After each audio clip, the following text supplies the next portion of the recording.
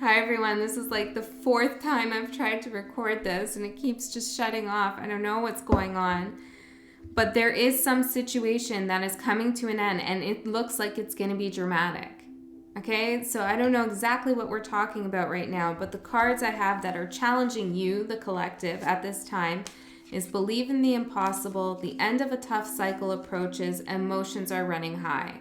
So this looks like some kind of closure that's going to be emotional, and that closure is going to be either something you give yourself or something that you create with someone else. No one can give you closure on their own. It's a participatory kind of interaction. Okay, you decide what closure means to you, right? Now, I guess for some of you, I mean, I don't know why not, and I'm not hearing any resistance here in the spirit or in the energies or anything, but this could also be a reconciliation. Believe in the impossible. The end of a tough cycle approaches and emotions are running high. Okay? So that could be happening. We're going to get more cards out to see which way this goes. It could be both, different things for different people or different strokes for different folks. Now, what's supporting you is work through your fears. And this is a good time to do that with the new moon in Taurus on the 11th. It gives you that sturdy, stable energy. Even the stubborn energy is very useful when working through kind of these darker places inside of us, these fearful places. And this fear could be ending a cycle or it could be getting into a new cycle, but it's a good time to work on it. You're being supported, Spirit is saying, to do that. Okay, so don't be scared to do that. Now we also have a fiery climax approaches. All right, emotions are running high is what's challenging you, but what's supporting you is a fiery climax. So it feels like a pressure cooker a little bit, where it's like simmering, it's boiling, it's getting, more pressure is building. And that's what I'm seeing is the emotions are running high. And it's almost as if you feel, now this, I'm feeling like I'm talking to you in the future. I don't know, take that however that resonates. But it's like you're going to feel, I guess, or you feel right now. It's interesting how that I'm seeing that. It's like reversing this energy. It's like moving back and forth, but you're going to feel like you're stuck in the pressure cooker moment. Okay, and it's a fear almost that you're going to be stuck in a pressure cooker. There is going to be some kind of release though, a climax, an explosion, because you've worked through a fear. Now, the other two cards that came out is your commitment is being tested and have faith in your dreams. And I think your commitment is being tested is your commitment to yourself and your own, I heard velocity. Your own velocity, I guess, towards your dreams. Or with your dreams. Not toward, but with your dreams. What is the velocity of your dreams? I'm really getting this interesting message about working with the energy that challenges you. I heard negative and positive ions, okay? Like, I don't know what's going on here, but it's something about working with something that challenges you or something that you're repelled or resisting. Because once you work with that, it's not that you're going to join them and transmute them or something like that. It's you're going to hold the tension of them both.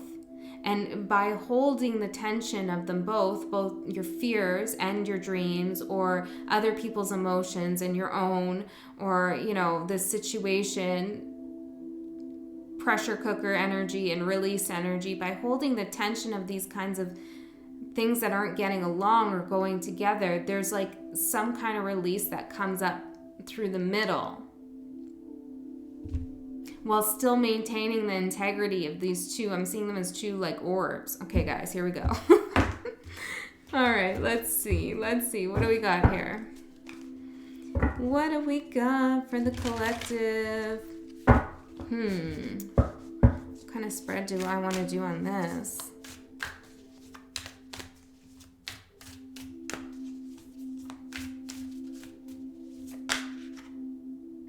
Of course, the Two of Pentacles holding those two orbs. Right. Okay, well, let's do that then. Let's have them on either side here, and we'll make a line down the middle and see what's going to come up through the middle here of these two. Not so much opposing energies, but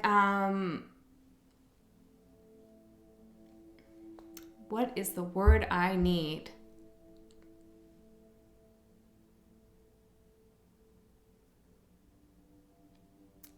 Well, I'm getting constituting energies. They constitute one another. Without interdependence, fuck. Okay, so it's like these two energies. This could be a person, this could be a situation, this could be another part of yourself, right? Use your imagination, right? Or, intuition. But it's like they inform one another. They grow with one another, constituting their outline, their boundaries. Picture them as orbs. Whatever energy it is we're talking about, they inform one another by the way they're interacting energetically. But they're not dependent on one another, and they don't need to come together either. It's in the acknowledgement that they constitute one another, they co-construct one another, I suppose, that you're able to see what comes up in the gap between them, that absence, the space, that black, dark space of nothingness between these two orbs. By understanding that they construct one another, you're able to ask, well, what's not in that construction? What is coming up through the middle? Well, let's see here. Okay, let me try to apply that first to a relationship to ground it a little bit. Because I can get, well, we know.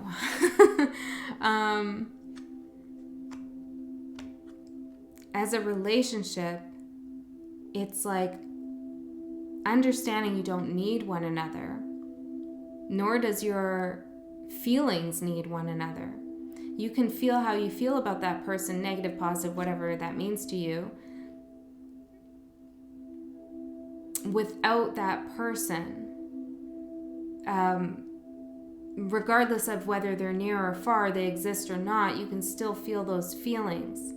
However, the shape those feelings take are constituted by that energetic exchange you have with that person. So it's like the essence is always there, those feelings, your capacity to feel love, your capacity to feel rage, all of those things. They're there. They're not dependent on this person. And this person's not dependent on you for that. But how they begin to form and how you are able to articulate those feelings and emotions, and I heard intuitions, is based on how they're being defined by your interaction with another.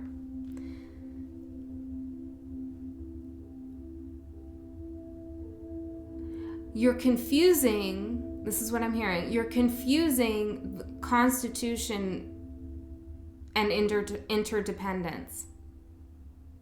So that's why something's going to break through the middle of this, separate these energies, not separate them though, but just break through the middle to show you that there's potential for something else, a potential energy that can affect your feelings of love in a different way. Okay, that's the best I can apply it to a relationship.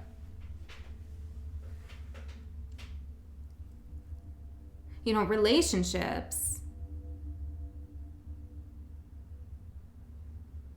well, we know they're complicated, not to be cliche, but they're like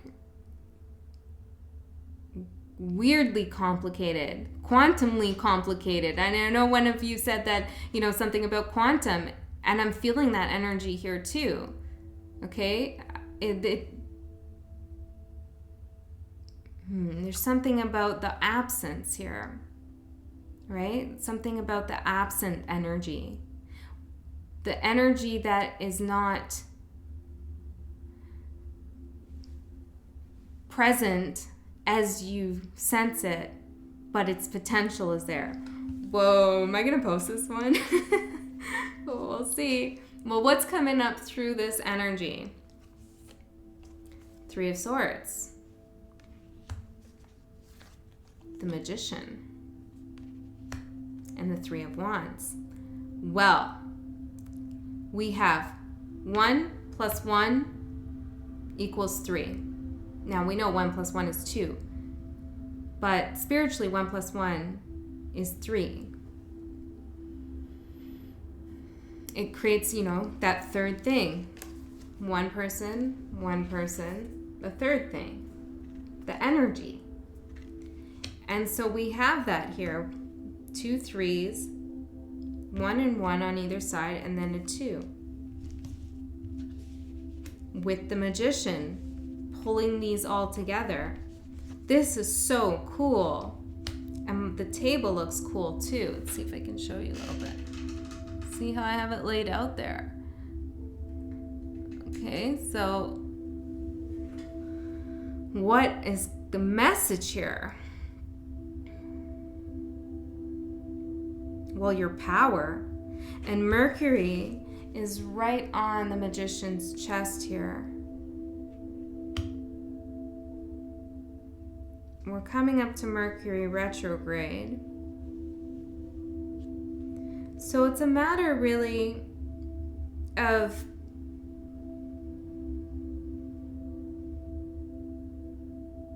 seeing the heartbreak or the, again, apply it as you need, but the sorrow, the mental bereavement, that you feel with the Three of Swords.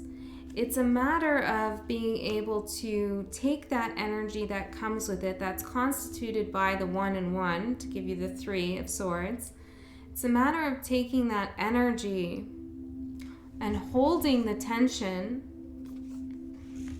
of those feelings, so when you're heartbroken, right, you try to find release from that pain because it sucks and it's a suffering, right, and you don't want to feel it.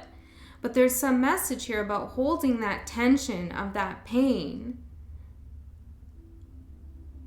or even reflecting on it if you've moved past it. But it's like holding the tension of it to allow for something to come up through the middle rather than just trying to get rid of it, because then you're not going to allow something to come up.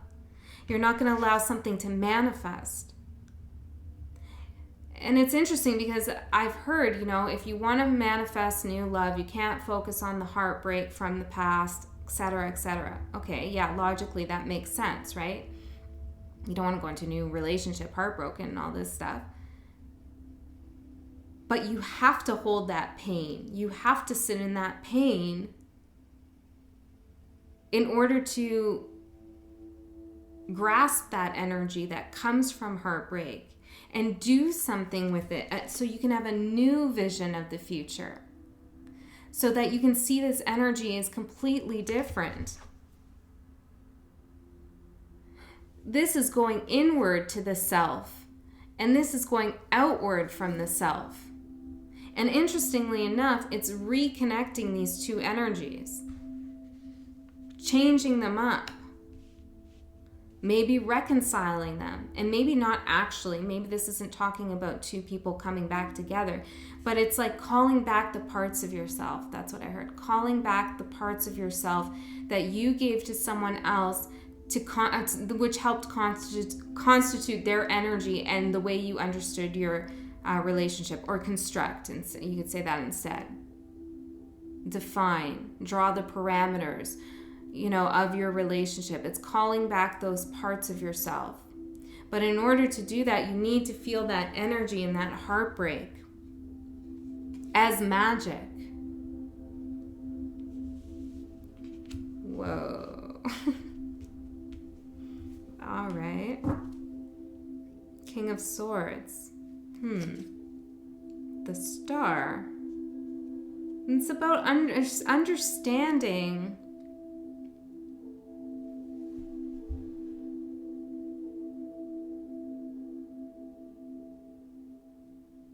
Well, I'm really focusing here on the void. It's about understanding the void space. Maybe this has something to do with the void, like a void course of the moon. But it's something about allowing there to be an acknowledgement of the void between people, between spaces. But between people, I think this is about, between two different energies. There's always going to be a void. And you know, when unhealthy relationships tend to mesh, right? You mesh with that person. So nothing can come up through the middle anymore, right? Like you're just so intermeshed. It's like, I need you, I need you, I need you, right? And so then when you split apart, of course, that's like super painful. Codependency, whatever you want to call it, right? It doesn't really matter the label here. And so there's a need for an acknowledgement that in order to heal, there needs to be this dark void space so something can come up through the middle to transmute the energies. New love. Ace of Cups. Yes. Yes. See, look at this eye. Yeah. So what? That's my next question for Spirit. So what? Okay, so you realize that you can't be intermeshed with someone. You're not codependent on someone. Okay, great. Now what, Spirit? Energy comes up through the middle. You recognize that void space. And then what?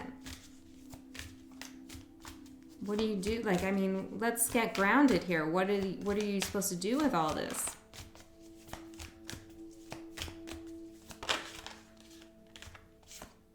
Four of Pentacles.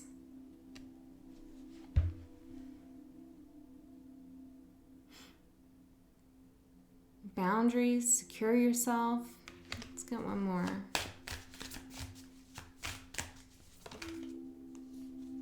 Three of Pentacles, 4 to the 3.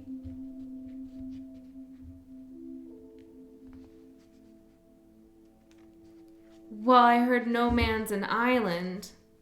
It's learning that no man's an island, that things are not interdependent. Emotions and feelings and souls exist out of connection with someone, but not alone. Because if they were alone, like if you have an orb just floating in void space, then where is that in-between space? You just don't know, right? Because there's nothing else to make, to define that, spatially define this void.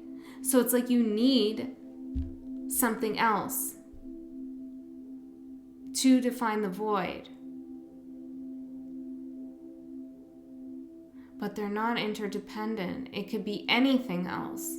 It could be anything else. You could work with anything else. Maybe there needs to be a third thing in this connection.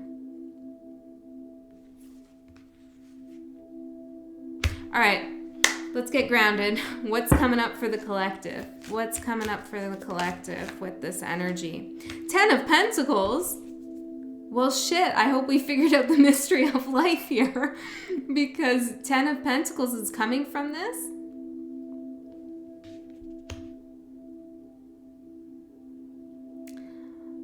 I heard stagnancy and sturdiness. 7 of Wands. Yeah, it's holding the stagnancy, holding the tension. So I guess in a real practical sense, what the hell we're talking about here, I guess what the message is, although it seems to be much more magnificent than whatever it is I'm about to say. Yeah, the sun. Yeah, exactly. And look at, oh my gosh, look guys, there's the void space, right? And it's like the two hands, the two orbs, right? That I was talking about. Now in the middle, something has coming up. Something came up. The new orb, the new sun. I heard respect. It's about respecting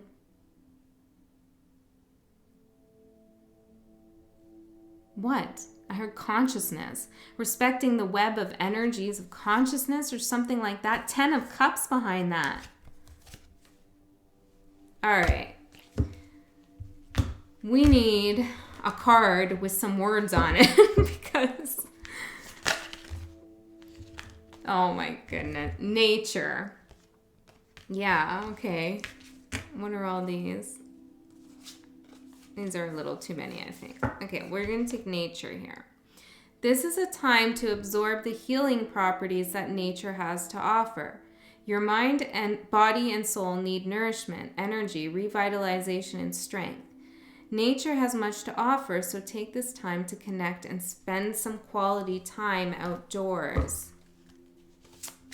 Well, I'm feeling like these are the laws of nature. Like this is a phenomenon that we just don't pay attention to.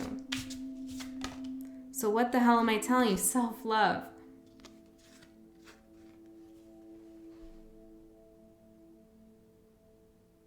Well, it's about respecting the heartbreak. And respecting the energy that comes from that heartbreak. And allowing it to crack you wide open for something new to grow through there. Like a tree, you know? And it doesn't mean that because those energies, you take those energies as the magician and transmute them into a new vision of your life, of a new love, or a new way of looking at this relationship. It doesn't mean that you're dependent on that past energy or that person or the negative energies. Okay, so it's like, it's like, say you're a songwriter and you have a heartbreaking breakup and your next album is all songs about that breakup and it's a smash hit. Everybody loves it. But now you feel like your success has somehow been tied to that heartbreak. The message here is to respect that you did something with that energy, but not to keep it dependent on that energy. So that your next album, free yourself up from that. It's not going to be dependent on the same thing. It's actually going to be dependent, or not dependent, but constituted by the energy of that album that you created from that second thing. It's like building blocks. 1 and 1 is 3, and then there was another 1 and 1, and that was another 3. Self-love. Now is the time to love, nurture, and heal yourself. Self-love is not simply a state of mind about feeling good. It's a state of appreciation for yourself that grows and matures from actions you take to support your body, mind, and soul. Wow, guys, this was probably, I don't even know what I was talking about. Maybe you don't either, but that's okay. That's okay. I'll see you next time.